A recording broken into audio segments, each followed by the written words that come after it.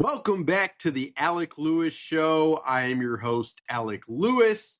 This is episode 158, recording on Tuesday, but publishing on Thursday, April 16th. The guest for you today is Paul Lambert. We call him Meatsauce in the business. He is a co-host of the Power Trip Morning Show on KFAN, one of the people I know who love the draft more than anybody else. So we're about a week away, and Sauce cares about this team that you guys also love. So I'm like, why not have him on? We did it last year, and I want to hear what he thinks, what he wants out of this draft, because I don't know. I love the perspective of those who care about the team and have kind of studied this stuff as well. So we talked about everything, played a little game of how would you feel if a couple things happened at the top of the draft and throughout the draft. So had a good time with it. Talked Thieneman, talked Sadiq, talked Caden McDonald, talked center. Was a great conversation with Sauce. If you're new here and watching on YouTube, please hit that subscribe button. It helps us out a ton. You can also hit the like. I think it helps with the video algorithmic situation that we try to, that helps out the show. If you're listening on Apple or Spotify or iHeart, you can rate and review and follow us, and we appreciate that as well. This show is presented by First Resource Bank. If you don't know about First Resource Bank, you really should. Their information is in the description below, but it's a member FDIC bank in the Minneapolis area that is growing at a rapid rate, and it's run by really good people. Tim Siegley, Aaron Siegley, and Charlie Anderson. They care about this local community. They've grown up here. They go to Vikings games and care about this team as much as you guys do. And they have a bank with a great banking platform online that I've used since I moved up here, and I can't thank them enough for the help. So First Resource Bank, check them out. The show is also sponsored by Pro MN Athletics. You guys probably either have kids or know of friends who have kids who love football, who play quarterback, who are looking forward to playing in high school, who have visions and aspirations. And Pro MN Athletics, Pro MN, is run by some guys who really just wanted to lift the tide of football in Minnesota, specifically at the youth level. Kurt Graham have worked with Tanner Morgan, who played quarterback in Minnesota, and a bunch of his buddies who played college football. They know about the recruitment process. They know about development. They've worked, they've structured some 7-on-7 leagues, which are, they do it out of hope of development and growth for some of these young kids. And then it's become really community. Like they had a winter academy. They're going to have a spring academy where it's like 60 kids training, from for speed and strength perspective, but also a football skills perspective. So the information for those guys is in the description below, but their goal is to lift the tide of football at the youth levels in Minnesota, and I appreciate kind of the efforts they've put in that space. So again, their website and social media feeds are in the description. Let's not waste any more time. Here is Paul Lambert, aka Meatsauce, talking about the NFL draft, which will happen next week. All right, Sauce, welcome back to the Alec Lewis Show. How are you? I'm good, man. How are you? I'm pretty good. We do this, or we've done this. I guess we did it last year. We're going to do it this year where I know you like the draft as much as probably anyone I know. So I'm like, and you're locked in with this team. So you're probably curious and interested and going to be fun to talk to on the subject. How much like mock draft reading are you doing right now? Well, I do a lot of mock draft reading, Alec, and the other thing that I like to do, I got to put this here so I can use my hands so it's on my lap. The other thing that I like to do is all these like companies like Pro Football Focus and like ESPN and all these people have done like mock draft simulators. Those are my favorite because like it's not that realistic, and sometimes like you can get trades where you're like, well, there's no way that's happening in real life. But I do a lot of mock draft simulators. That's one of my favorite things to do. But yeah, I'm totally locked in. A lot of people have said this isn't that exciting of a draft, and I agree with them. Like last year, it was we all knew who the number one overall pick was going to be. It was going to be Cam Ward, and then we knew the prize was Travis Hunter. And then on draft day, we saw that trade with Jacksonville to move up from 5 to 2 with Cleveland, and now Cleveland has 2 first-round picks this year. Not to go down this path, but I think they regret that. I don't think they should have given up what they gave up for him. I think he's only can play one position. I think he realized that, but that's a completely different thing. My point is, though, there was always drama in last year's draft. And then everybody, mostly Mel Kiper, thought, well, Sanders is going 3rd overall or might even go 2nd overall. He can go to the 5th round, wasn't he picked like 144? So there was that kind of drama in it. There isn't a lot of drama in this, but I think it's great from a draft standpoint that we don't know who's going to go 2nd overall 9 days away from it, right? Like normally you can map out the first 3 or 4 picks and then go, okay, the draft starts at pick 5. Well, that's not the case. I couldn't tell you right now if it's going to be Arvell Reese, David Bailey, or some people think they might take Carnell Tate 2nd overall, right? So, like, I couldn't tell you who they're going to take. I just know that the top 10 is going to include a lot of Ohio State players. And then you've got, I mean, you're exactly right. Then you've got, like, at 3, is Arizona, are they going to trade down? Would they do Jeremiah Love? They apparently want a quarterback because they don't really have one. So what kind of machinations are they going to do to potentially find whoever that may be, whether it's Ty Simpson or somebody else? And then over the course of this draft cycle, as you, I'm sure, have seen a ton, it's like Jeremiah Love. Is he going to go 4 to Tennessee? Is that too rich for Tennessee? Is he going to go to the Giant?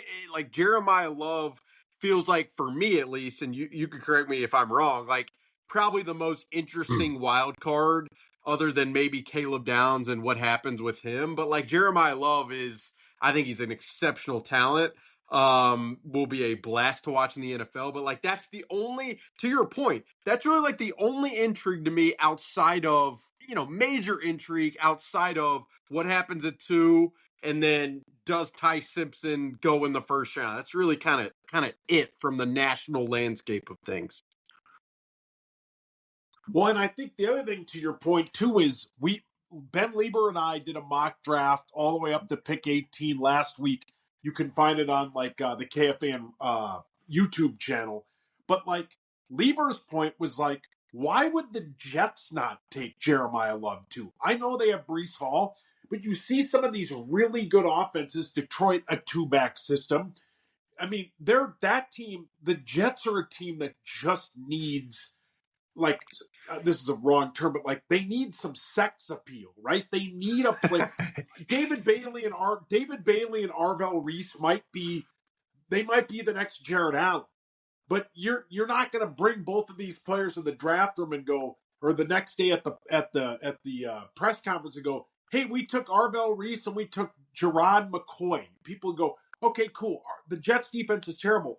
But why aren't they taking somebody like Jeremiah Love? And I think the intrigue with that is outstanding. And the other thing, Alec, is what do the Cowboys do? The Cowboys have 2 first-round picks. A lot of teams, I would guess, in this draft, unless you think you get a knockout star, we're not going to see a lot of 2027 first-round picks taken, because a year from now when we're doing this, that's a loaded class. I think PA said, or somebody said yesterday, there might be 12 quarterbacks in that draft, and 12 of them might go in the first 2 rounds, right? That's a loaded draft. My point, though, is like, why wouldn't the Jets just take Jeremiah Love? I also think the Cowboys might be a team with 12 and 20 that might move up into that range for somebody like that, because that's a Jerry Jones move, and Jeremiah Love is a perfect player for them. So there's a lot of intrigue. There isn't just a lot of like outstanding intrigue like we're used to. Yeah, no, the funny thing about the Jets, to your point, is it's like, yes, you always prefer to take the pass rusher over the running back. But the argument in some cases is like, but if you're 40% confident that the edge rusher is going to hit, but you're 70% confident the running back's going to be a star, like, would it be more worth it of just doing the star running back situation? And I will also say, to kind of, validate your Cowboys point, I mean, when I talk to people around the league, it does feel like they are trying to hop up and do something. Like the Cowboys are lurking, whether Yeah. it is, I mean, they have a new defensive coordinator, Christian Parker, comes from the Eagles, really, really smart. They need a ton of help on the back end. Is it Caleb Downs? Is it a Sonny Styles? Would they be willing to go that route at like 6 or 5 or something like that? It's gonna be pretty interesting. All right, we'll I go mean, is Vikings. Yeah, yeah. the yeah, go ahead. No, no, no. I'd Well, my other say, thing I was going to say is it like with the Cowboys, are they a team that like they would take the best defensive end that doesn't go at 2, right? I don't know if you move all the way up to 3. I mean, the Will Anderson Jr. a few years ago when the Texans made those moves to get all the way yeah. back up to 3 after they took C.J. Stroud. I don't know if there's a Will Anderson Jr. in this draft, but yes, to your point, the Cowboys are a team that's lurking. Yeah, I mean, you could even have like the Cowboys lost Micah Parsons. If Arvell Reese is available as a guy who can play off the ball, who can play on the edge, like he would Yeah. be kind of I mean, you're thinking about Christian Parker coming from the Eagles, like a Zach Bond type of chess piece in some ways. That would be pretty interesting. All right, we're gonna with the Viking stuff, we're gonna play a game here. I came up with this right on the top. It's probably not the most creative thing, probably wouldn't fly on Power Trip, but it's what I've got for you. So I'm going to go, how would you feel if, and I'm going to give you some scenarios and we'll just go one by one and I'm just going to get your thoughts. So Okay. we'll start with chalk. How would you feel if the Vikings took Dylan Thieneman, the Oregon safety, who has been mocked as frequently as any prospect in the first round besides Fernando Mendoza at 1, to the Minnesota Vikings? How would you feel if the Vikings take Dylan Thieneman at 18? Um, I would be fine with it because that's a piece they need, but that is also a very boring name. And I think it's boring because it's been mocked so much to them. That would be a pick where I think like I'd be excited. I'd probably get into it later. I think he'll be a good player. But I also think as this gets closer, I think he'll be gone when the Vikings pick at 18. I think a team I think the Vikings are selling the idea of Dylan Thieneman. So a team like a Carolina who needs a safety might jump up one pick in front of them. There's so many, as Charch said a couple weeks back on PA Show, there's so many teams that need safety. And I think that after Caleb Downs, that Dylan Thieneman is the right guy. But I'd be fine with it, of course. But I think there's a little bit. I'm a little bit bored with it because it's any mock draft you go to, even if it's like SteveFootball.com, that's the guy they have going at 18. So I would be fine with it, but I'm kind of bored with it.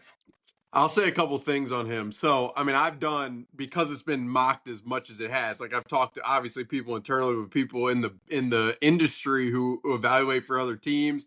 And like I will say, the people I talk to love him. I mean, they love the character that he has. They love the smarts, and then they love the athleticism and the range. Like I've had people say to me that like they don't think it's that much of a dissonance between Caleb Downs and Dylan Thieneman, which I found pretty interesting just because of the optics Wow. of him.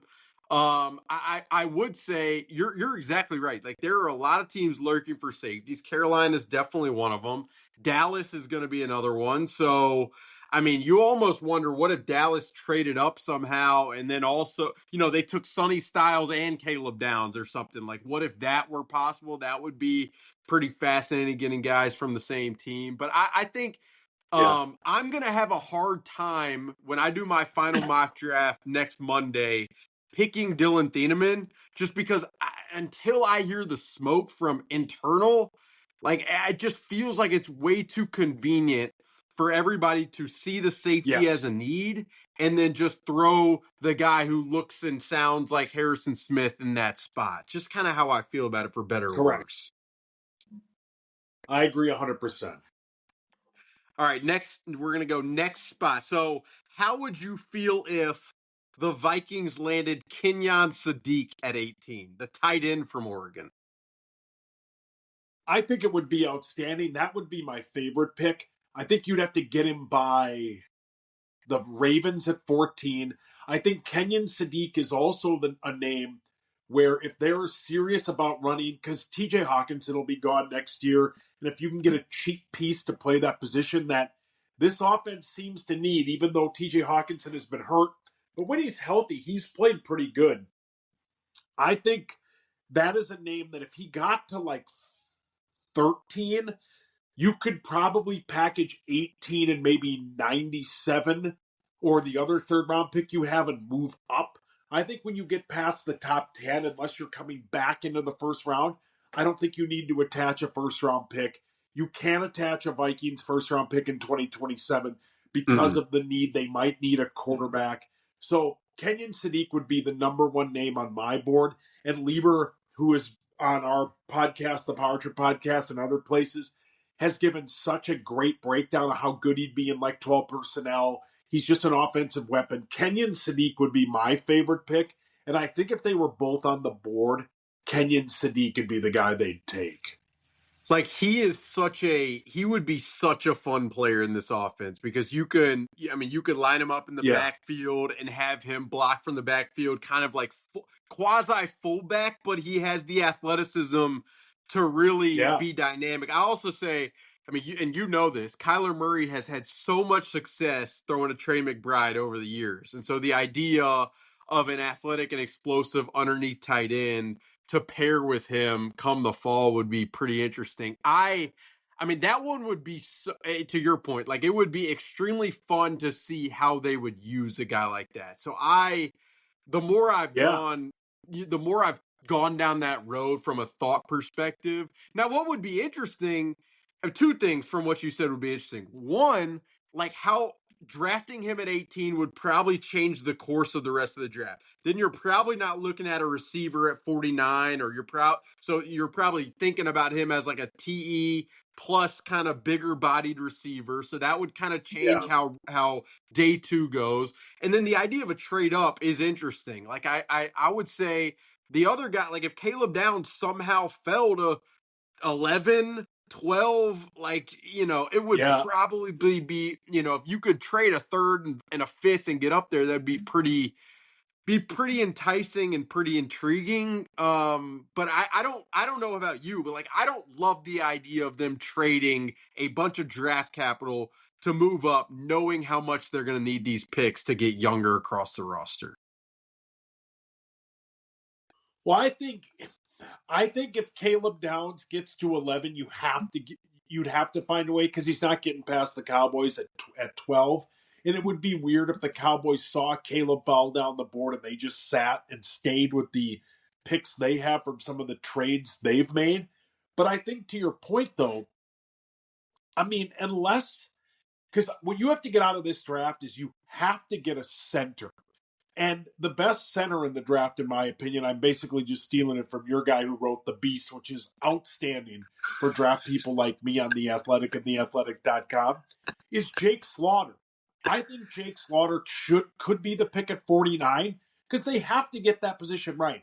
Garrett Bradbury was fine. We saw him in the Super Bowl. He was terrible, right? Like, you have to get, and the Ryan Kelly thing was a good idea, but the health just wasn't there. So pick 49, I think you would have to take a center, and you need a defensive tackle out of this. But if you could get your hands on Caleb, and maybe you had to give up your 2 second-round pick or your 2 third-round picks to go from 18 to 11. I don't have the Jimmy Johnson point sheet here, but then 49, you either move back and maybe you like the Kansas State center, but then you could use 49 to accrue more picks in the draft and move your way down and then just settle somewhere. But you have to have a center. And the best one is Jake Slaughter. So if it's Caleb Downs is probably the only guy I'd trade up high for. But if Sadiq's at 13, he's not going to get past the Ravens at 14. So if you could trade 18 and 97 and maybe like a 5th or 4th round pick in next year's draft, if a team would take next year collateral because those picks are going to be worth more, then I would do it. The center one is interesting because, and it's funny. Like we were talking, I was watching Jake Slaughter yesterday, and I was talking to a scout in the AFC yesterday about Sam Hecht versus Logan Jones, the Iowa center, and what the preference is there, and why Yeah, he would prefer one or the other. And like, I guess it's interesting because they're all clumped together, like the Connor Lew from Auburn, and they're all kind from of Auburn. Yeah, borderline. They're all like borderline starter players. None of them are like viewed as elite guys, and so I would wonder if instead of using one of your premium picks there, could you just wait to see who's left and then find your guy there? I don't know if I love that because then you're leaning heavily on Blake Brandel, but I also like I like Jake Slaughter. I really do. He's a bigger body guy. He can process the field well. He's really smart. But with the way they want he's to revamp their huge. run game, like do they want a smaller, quicker, more explosive guy? Like I think that's a question that the draft will flesh out a little bit. But yeah, I mean, I don't, even when you talk about trading those third round picks, like I don't love, every time I hear that, and I even, Caleb Downs and this defense would just be otherworldly, but like I cringe a little bit at the idea of trading those third rounders, knowing they need to come away with a bunch of starters. All right, next one. How would you feel if, let's say, the Vikings in the first round traded back 6 spots and drafted Caden McDonald, the defensive tackle from Ohio State? I love that take because I think that's a name that we will be talking about as this gets closer. When I say closer, it's only 9 days away. But to your point, and I love the way you put that, Caden McDonald is a guy you could move back for. So I think the Bears pick at like 26 or 27. That's a team you could move back with.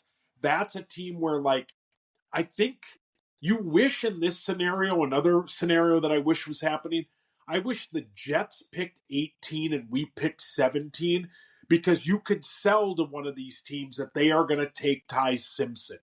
Not, and I don't know if you could get like an Atlanta and LA bit where you could get somebody to move all the way back up.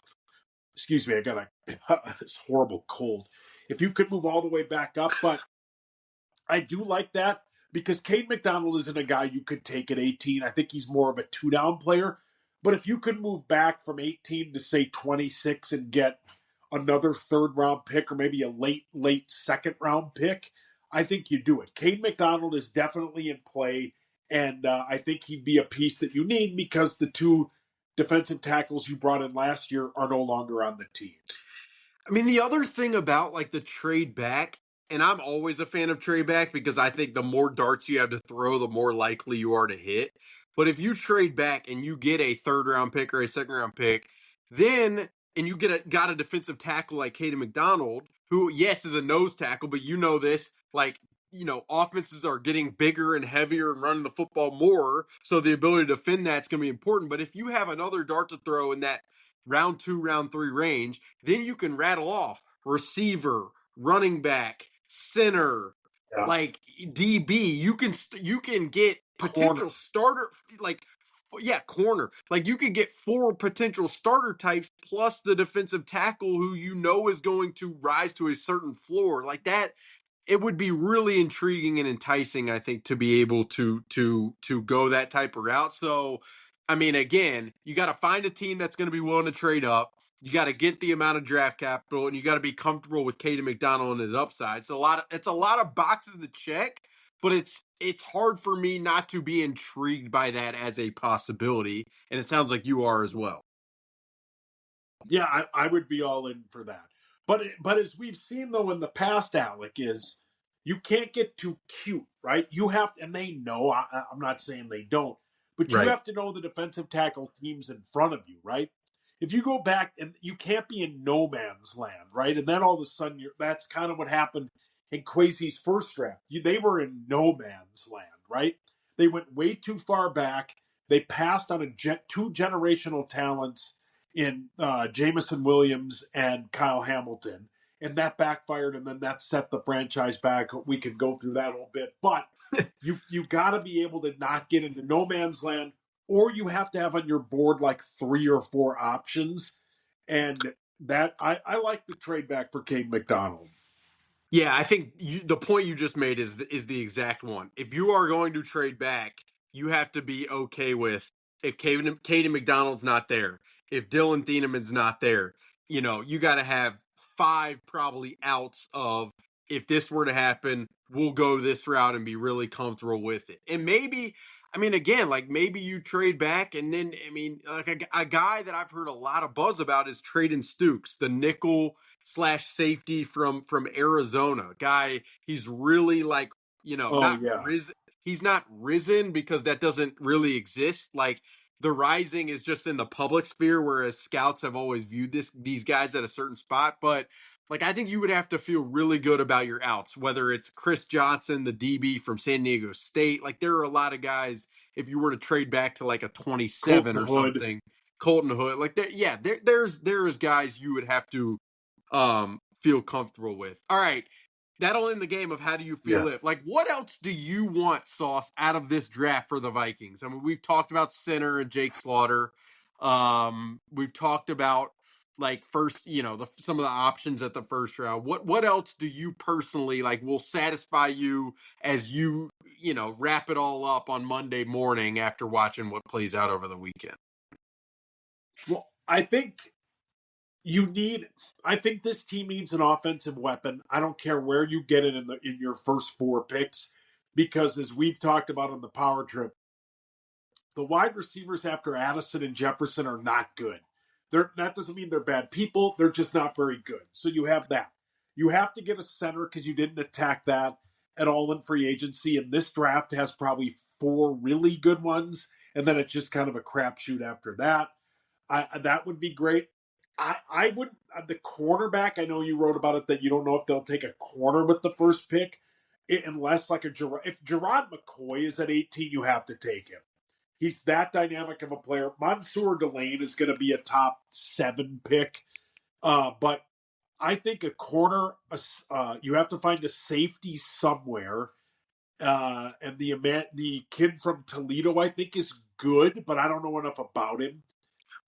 You have to find, I would be thrilled with some kind of offensive weapon at pick 18 and then a center. And whatever else after that has to be a defensive tackle of some sort. You could always use an edge player. Keldrick Falk, I don't think is a name at 18 that might be around. Lieber likes him. He plays all over he plays all over the defensive line. But that is one of those names. If you move back and he's sitting there at 18, to your question though, it's got to be in this order. It's got to be, not in particular order. Safety, center, wide receiver, corner, and some kind of defensive line help. And you don't have a fourth round pick, which sucks because guys in the top 150 are valuable players, but you just got to hit on them. I think also to answer your question is they have to work. Like we have to have people that contribute right away. We can't have guys that are like, yeah, they're working him in. The Lewis Seam thing. He just wasn't good and they knew it the second they got it. He couldn't beat out some of these guys and they said, well, he's a backup.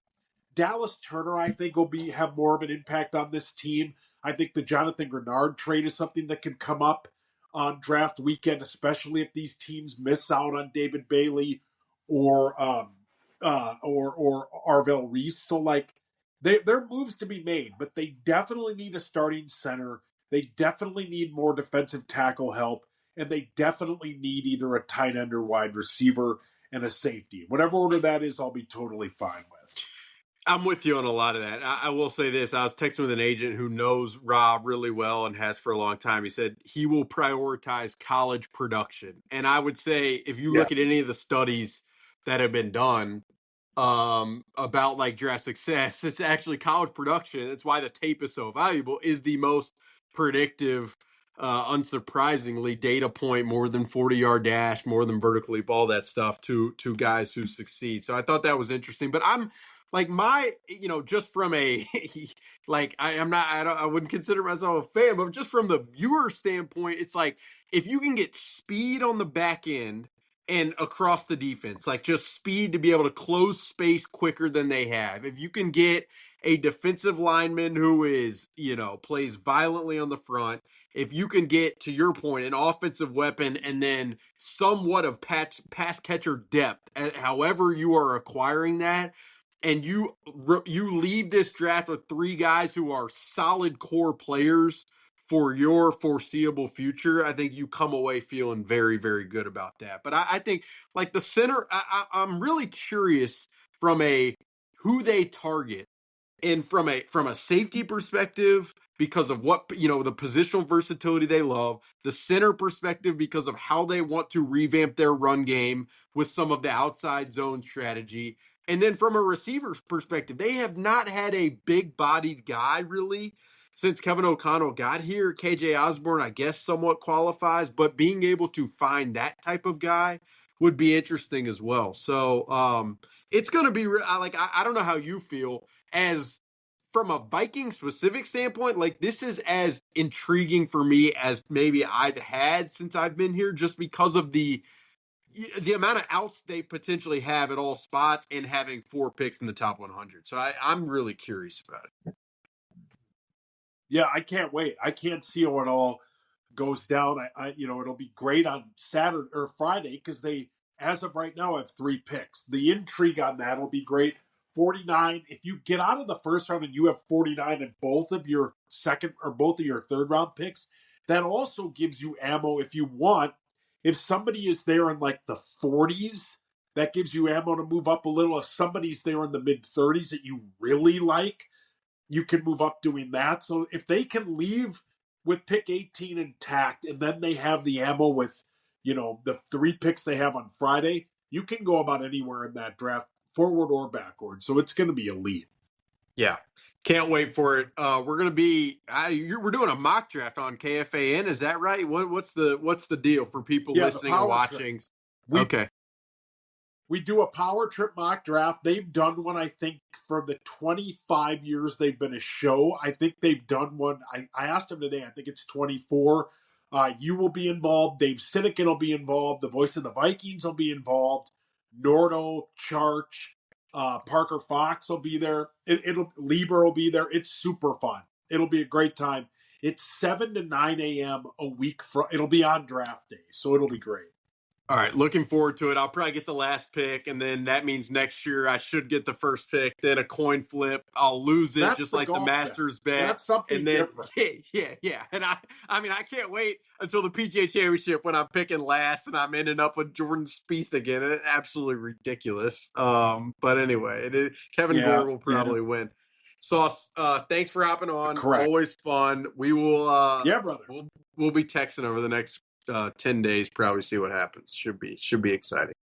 Appreciate you. And that'll do it for episode 158 of the Alec Lewis Show. Appreciate Paul Lambert, who we call Meatsauce in the business, for hopping on the show. Cannot thank him enough for taking the time, and was a lot of good perspective. And I think it lays a lot of the groundwork for what to expect. I am actually going to have my final mock draft run Monday at The Athletic and theathletic.com. So stay tuned for that. And then we will have comprehensive coverage throughout next week into next weekend on a daily basis of players taken, of players to expect on day 2 and day 3, of prospect fits. I mean, it's anything and everything you want. We will have it over at theathletic.com. So check that out. This show is presented by First Resource Bank. It's sponsored by ProMN, a company here locally that hopes to and really has lifted the tide of development for football at the youth levels in Minnesota with kids who really want to improve from a skill perspective and learn and athleticism perspective and understand the recruiting process and learn from guys who have been in the, walk their shoes, like a Tanner Morgan and some of his buddies. So whether your kids are quarterbacks or at other positions or have friends who have kids who love football, please check out ProMN. Show sponsored by Unreal, locally owned clothing brand. And you can find it anywhere you get your podcasts: YouTube, Spotify, Apple, iHeart. We cannot thank you guys enough for paying attention and spending your time listening and watching. And with that, enjoy your weekend, and we will talk to you very, very soon.